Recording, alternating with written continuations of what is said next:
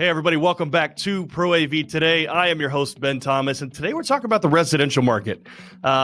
It's something really that gets a lot of people on edge when we start to talk about the residential market, but the reality is the market now is as ripe as it's ever been for innovation, expansion, and sales, especially as you look in a post-COVID world where people not only are looking for home automation, but they're looking for integrated experiences for home offices and home theaters and energy automation, things like that. And it's such a unique world that's expanding rapidly that I wanted to get a voice onto the show to really talk about that. And there are a couple of people that jumped out, but the number one person that I wanted to get on, we were able to bring on, and that's Michael Short from Crestron. Michael, thank you so much for hopping on Pro AV today. No, thanks for having me. And the number one person, I love it. Thanks. The number one person, and here's why I say that, Michael. People have whatever opinion they want of Crestron, but the reality is that you guys are probably the number one key innovator in the residential market right now, especially as you guys start to look at things like integrating home automation and energy automation and really the whole home experience. And we'll start there, right? Talk to me a little bit about how, especially on the B2B and enterprise side, the residential market really is rich. It's full of opportunity. Talk a little bit about that from a Crestron perspective. So it's interesting, and it's a really good point. Right now, the market is ripe, and there's been quite a lot of driving factors that have forced everybody to start to see how important home automation and smart home is. Interestingly, for Crestron, we've been doing home automation for 50 years. From the very start of our Crestron days, a home and smart home was the initial building blocks, really, of the company. When you look at some of the shading aspects and the founder trying to control shades in his garage as he was innovating 50 years ago, this is George Feldstein, we've always sort of had a home automation portion. And as the company's grown, the commercial side has grown, and Resi has sort of always flirted between being number one or number two. And now, we're seeing them coming closer and closer together. So we've always seen residential as an essential market for us. But the change that we've really seen recently is historically Crestron has been all about custom, and it was the luxury market. And it was all about hitting that super lux sort of audience. But because, as you mentioned, smart home is becoming very, very essential in the current times, there's a few things that have sort of really driven that factor. And I think the emergence of DIY, it basically made everyone understand what smart home was. Now, whether certain things can be classed as smart home or not, depending on the product, doesn't really matter at that point. But it's that awareness that it's driven, and the affordability that sort of DIY products has meant that the market and the consumer market has grown. And that's led to people expecting that homes need to be smart now. And at what level, that depends whether you go down the DIY or you come to someone like Crestron and you build that professional market. Because work from home, you need a smart home office. You want to differentiate your property. So if you're an architect or a builder or a developer, what's going to make you stand out to different properties? So there are so many things going on right now that really mean that for our market, for manufacturers, for integrators, for the professionals, residential is key. It's growing and growing and growing, and it's going to continue to grow because there's no turning back now. That expectation in the market is there. Michael, you talked a little bit about, I think, one of the most interesting kind of decision makers or opportunities in the space, and that is new home builds or developer builds or really used to be a differentiator for maybe somebody down here in Dallas that's looking to buy a new home. Hey, this house is energy efficient. It's got smart home integrations. It's got all this built in. That now is a luxury, right? That is something that home builders and organizations are putting in as features, right? Especially as you start to look at some of the things like lumber prices going up and components being obviously much harder to get. Those are things now that are being used as attraction pieces. But you trickle that down all the way to the end user, right? These are projects now that the end users are looking for, right? Whether it's in the DIY world or the new home build or even the retrofit, right? Talk about, a little bit how some of those, whether it's the developer or the end user demands have changed a little bit. What are some of the things that you're seeing specifically from those buyers and end user markets that's kind of informing the way that you guys are kind of integrating into the new resi space? Sure. I think if I just go back 1 second to something you said there about the developers and the properties are now demanding these sort of experience. I think as you look at the current economic climate and you look that, recession might be looming, and we know that interest and mortgages and everything globally is becoming harder to navigate and to get. The developer market, what we've historically seen through our sales process is that this is actually a time when the professional smart home market grows exponentially, because the new build, you can't, when demand is high, you can build a block of apartments, a block of units, and you can sell them. You don't need to differentiate yourself because there is so much demand out there that get it up and sell it. As demand drops and as recession can actually hit, everyone has to differentiate their properties. And what can you do to make things different? You can have smart home and automation, energy savings, health and wellness aspects to the home. All these things really become a driver for that market. But when you go back to what you were asking there around what are we seeing the demands now, interestingly, this has been a progression over 2, 3, 4 years now. And the main thing really is the simplicity of user experience. When you look back all the way back to the iPhone and the developing of that operating system, everybody now expects an experience in their hands or in their homes that is simple to use and learn for everybody in the home, whether it's kids, whether it's grandparents. It has to be easy for everybody to use and learn. So one of the things that we've hugely focused on over the last 3 years, when you look at our Crestron home operating system, is the driver for that was it has to be a really simple and easy to use operating system for everybody in the home. And that user experience is so important. And that's what comes first now when we're developing all of our products and solutions. So that big driver, that user experience aspect, and that's been driven from everybody in the evolution of technology, really through smartphones and at your fingertips, that ease of experience. The other thing is really around design. When you look at the level that we play at, all our products have to have a high-end design to fit into these homes, but be quality and have extreme reliability. And, we'll touch on it maybe later with regards to supply chain, but that is a big thing for us. That quality is really, really important. And the expectation of our clients, especially at the level that Crestron work at, is that design and quality is key. So you've got user experience and you've got quality in design that really makes our products super, super reliable.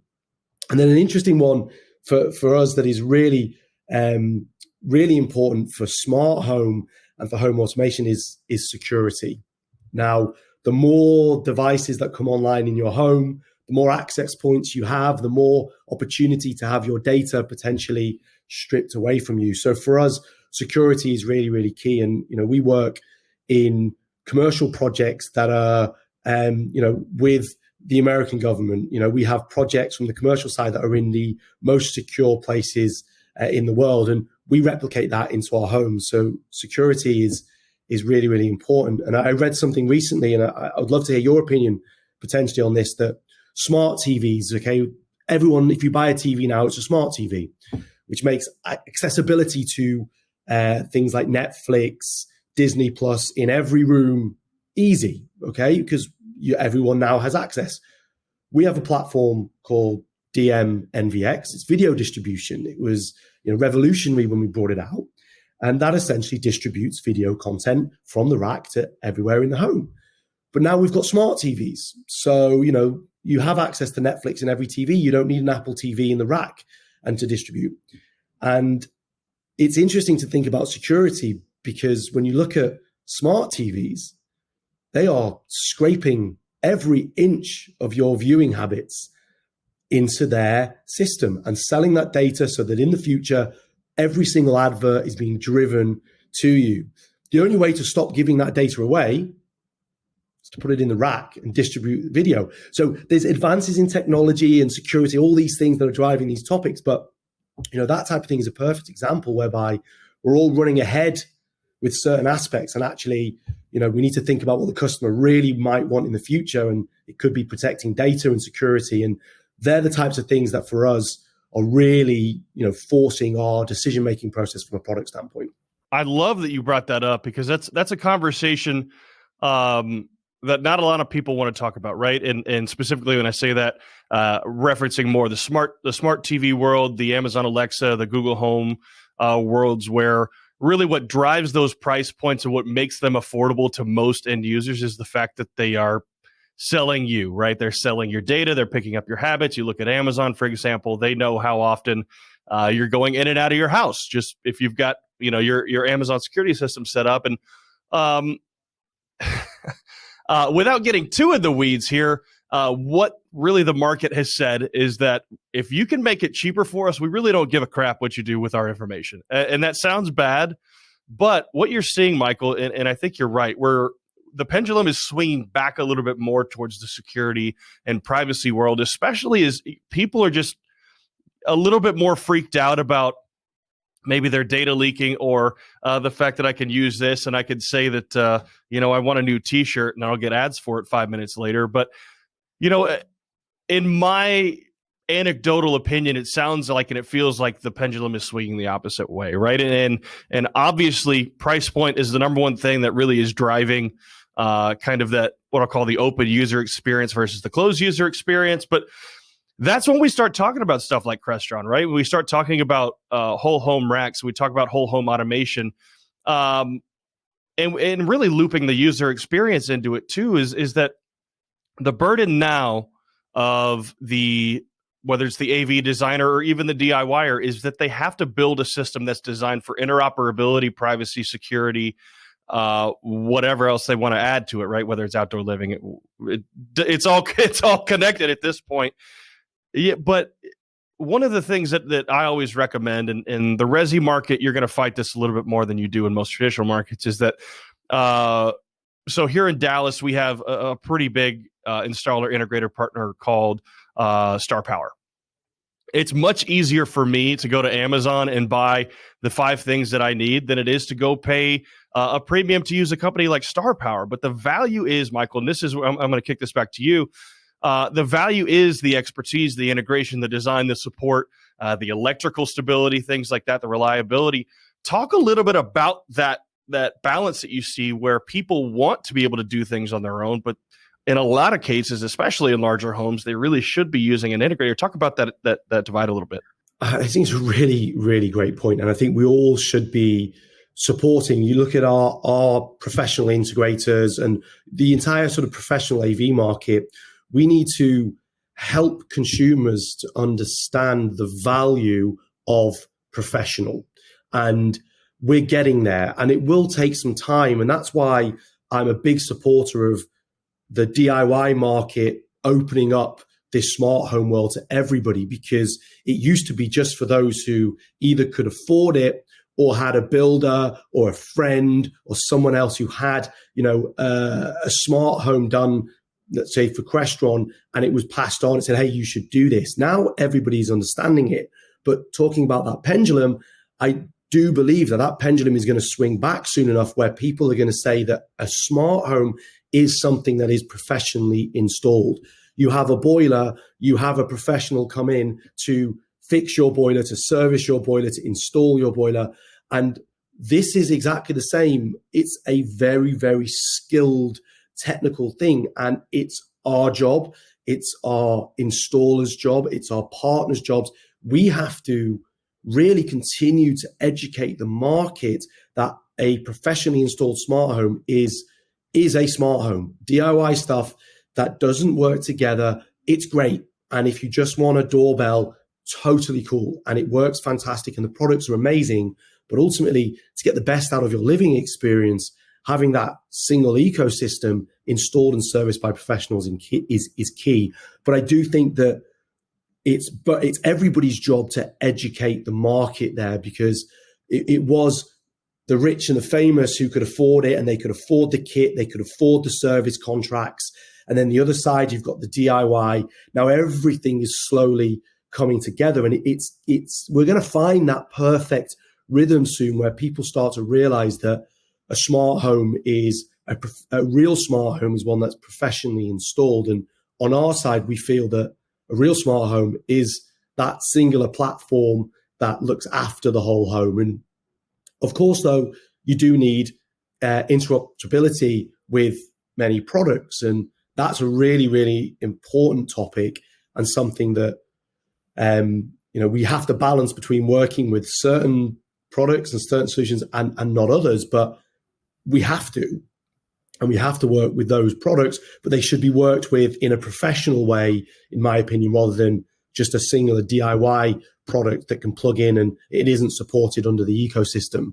Michael, I feel like we could do an entire spinoff episode on that argument altogether. I feel like, that conversation we just had, that last 20 seconds, you're gonna bill me $1,000 for that consultation. That's the end user skepticism of integrators right there, and I can't pretend that it doesn't exist, even for my experience. A guy who can install all of that pretty much mostly himself, but still choose to go through an electrician most of the time because I don't want to burn my own house down. But I say all the time on this show that this isn't a paid show. It's not a pay-to-play show. And to prove that, I've got to ask you about supply chain. If I don't, I would be a bad show host. I won't go crazy deep into it, but it's a question that everybody's asking, right? And more specifically on the residential side, I don't know that this is something that people talk about quite as much, but talk to me a little bit about some of the supply chain challenges that you guys are seeing, kind of specifically on the residential side. Is it as impactful as it is on the enterprise installation side, or maybe even less? Just kind of toe that line for me.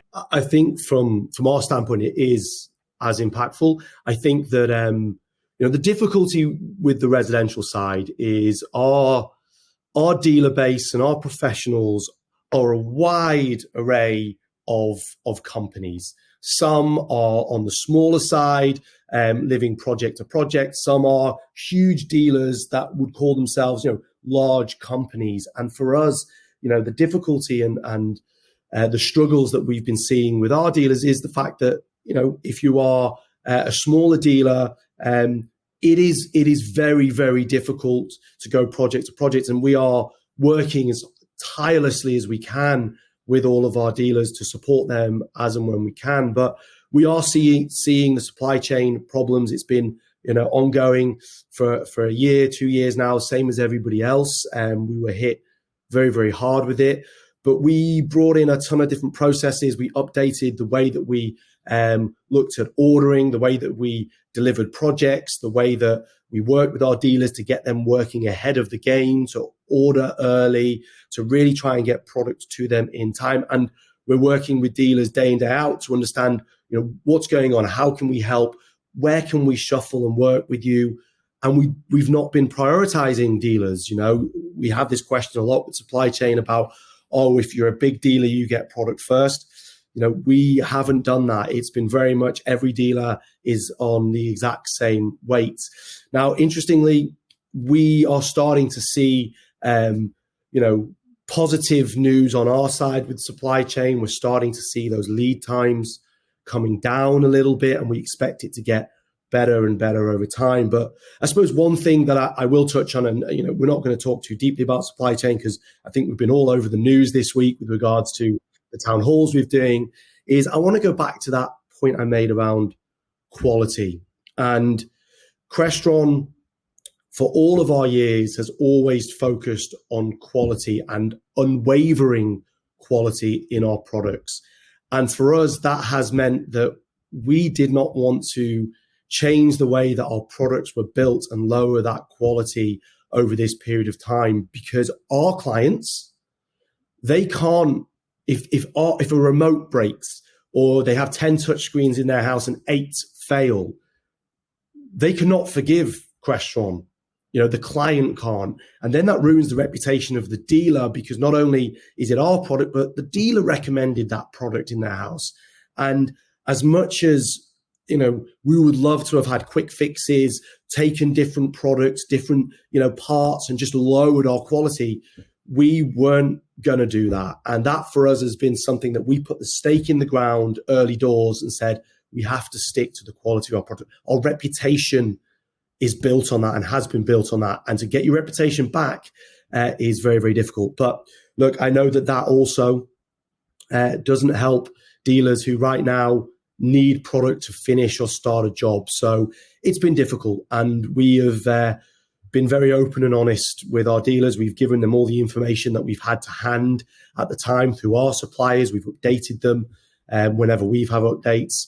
But it has been a difficult period, one that we're now seeing and coming out the other end of, or starting to come out the other end of. And hopefully, as the months go by, we start to see those lead times come in a bit. But yeah, it's been tough. It's been tough. It's been tough for every industry across the world.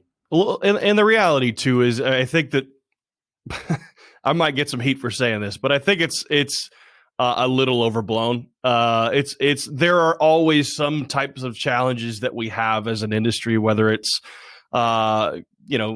whether it's user base, whether it's buyer base, whether it's supply chain. There's always something that we're dealing with, and it's supply chain. Frankly, is kind of the flavor of the month. I recognize that there's impact, and I recognize that it's important. But I appreciate the transparency there, because look, it's a question people are asking. But the reality is and you guys have seen this as a company of significant age.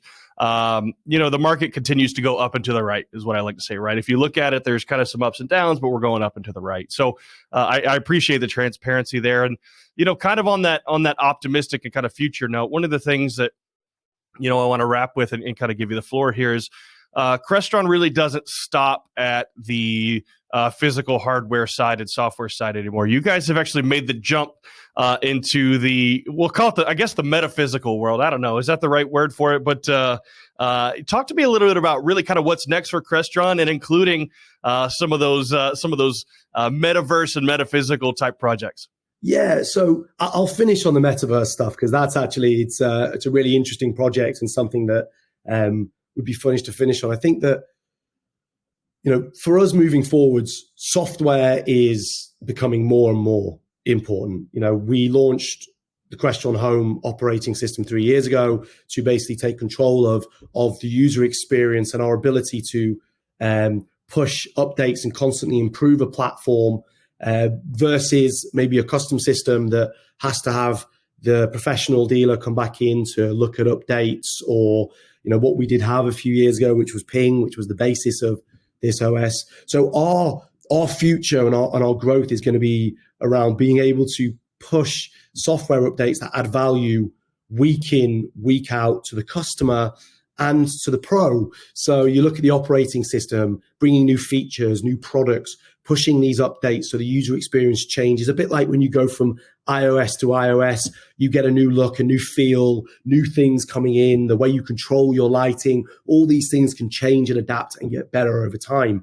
That's key. You have to be able to, in today's world, push updates, improve the platform without shipping physical new products. And the same goes for NVX and NAX. They were physical products, but actually they're platforms. And we push software updates to those platforms, either by a firmware or the cloud, that add value and add value and add value. This for us is the key. The products that we launch need to be based on platforms that we can continue to update and improve over time, that help both the consumer and the dealer. So that's going to be key for us. And you'll see us pushing plenty of updates out there constantly to improve the way dealers can install and configure homes through to that consumer experience. So that's our future. Yeah, we're going to continue to make amazing products, new keypads, new remotes. We'll get better touchscreens. We'll innovate and we'll grow. That's like a lifeblood of what we do is innovation. But it is going to be based around platforms that can continually update and sort of and grow with the consumer, with the way the market goes. But you mentioned the metaverse stuff. This is just a really fun project for us. We were approached a while back from a developer in Miami, and he's been on TV now. He's been in the news. He's been on NBC, and he's building a beautiful, beautiful luxury home in Miami. real life home, and it's full of Crestron. It's a full Crestron home solution, lights, shades, touchscreens. It's that full home solution, but he's replicating the exact house in the metaverse. And you purchase the metaverse house and you get the real world one for free. And the idea being that you're able to work and play within both homes. You could throw a party in the metaverse and have the same party happening in your real world Crestron home, and be able to control the music in one and the other, and have people join in the real world and in the metaverse. You could have Snoop Dogg DJing in the metaverse and it's shown in the screen in the real world, but you're all in the same house, one in the real world and one in the metaverse. And it's all based around the sandbox, which is this world within the metaverse. And it's going to be really cool to see Crestron working in both environments, to see how we can connect the two, how far you want to push that, and just really start to see how we can play with these new technologies and these new areas that the world is going in. It's a fun project, really, really fun, and there's plenty more to come on it. But yeah, that's a little bit of a side project, let's say, to some of the more normal innovation that we do. No, that's the future of the company. You heard it first here, folks. Crestron's all in on the metaverse. Well, we'll do a market scale. We'll do an interview from the metaverse next time. We'll join. You don't want to see my metaverse avatar. I'm there's a reason I hide behind this camera, but we'll do it. It's always fun, right? Look, at the end of the day, if I can get Snoop Dogg to DJ anything, thank you, Siri. Appreciate that, Siri. That's why I'm not in the metaverse right now. But no, I mean, Michael, it's a lot of fun to have these conversations, right? And I love to be able to really to chat with you guys about some of these things like integrating into the metaverse, because at the end of the day, it's fun, man. It's probably not a massive enterprise market quite yet, admittedly, but it's a good time, and sure. I love the energy that you guys bring, not only with the innovation, but really your dedication to the end user, the buyer, the consumer. And thanks so much for coming on today, Michael. Appreciate your insight and your little bit of humor with us. Yeah, my pleasure. Appreciate it. Thanks a lot. And thank you guys for watching. Stay tuned and join us again next time.